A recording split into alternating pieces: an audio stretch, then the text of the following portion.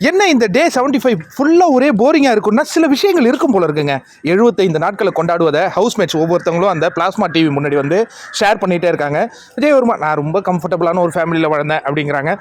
இவங்க அர்ச்சனா சார் எனக்கு எதுவுமே தெரியாது சார், ரொம்ப பேம்பரிங் போல இருக்குது சார், அவங்க ரொம்ப பேம்பரிங்காக வளர்ந்தேன், யாராவது ஏதாவது ஒன்று சொன்னால் எனக்கு அது இதுவாகாது.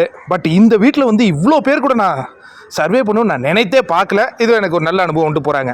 அதற்கு பிறகு பார்த்தீங்கன்னா விசித்ராமா சொல்கிறாங்க, எனக்கு வந்து ட்ரஸ்ட், என்னை நம்புனா நான் சிங்கம் மாதிரி முன்னாடி இருந்து எல்லாத்தையும் செஞ்சு கொடுப்பேன். ஆனால் என் மேலே நம்பிக்கை இல்லைன்னு சொன்னால் உடஞ்சி போயிடுவேன். அர்ச்சனா பொண்ணு ஒரு முறை என் மேலே நம்பிக்கை இல்லைன்னு சொன்ன அந்த பொழுது என்னால் கண்டிப்பாக மறக்க முடியாது இந்த வீட்டில். அதர்வைஸ் எல்லாம் ஓகே தான். இப்போ தாங்க மாயா வராங்க. நான் வந்து ஒரு சீக்ரெட் உங்களுக்கு சொல்ல போகிறேன். அது எந்த சீக்ரெட்னா நீங்கள் ரொம்ப உற்சாகம் அடைவீங்க. ஐஷு அண்டு நிக்சன், ஆனால் நிக்சனுடைய முகம் மாறுதுங்க. ஐயோயோ இந்த பையனுக்கு அந்த பேர் சொன்னாலே ட்ரிகர் ஆகுமே, நம்ம பயந்துக்கிட்டு இருக்கோம். அவனே நிக்சன் சொல்கிறாரு, என்னை பற்றி எங்கே பேசுகிறீங்க, உங்களை பற்றி பேசுகிறதுக்கு தானேங்க நீங்கள் அங்கே போய் நிற்கிறீங்க.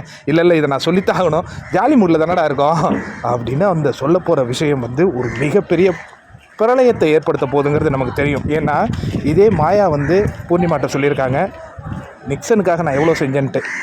அதுதான் இங்கே ரிவீல் ஆக போகுதா அப்படிங்கிறத நம்ம ஆர்வமுடன் காத்திருக்கோம். பட் ஏதோ ஒரு சம்பவம், சந்தோஷமான செயலில் நம்மளை அறியாத சில சீக்கிரட்டை சொல்லிவிடுவோம்ல, அந்த மாதிரி மாயா சொல்கிறாங்களா இல்லை சுதாகரிச்சுப்பாங்களா, பொறுத்திருந்து பார்ப்போம்.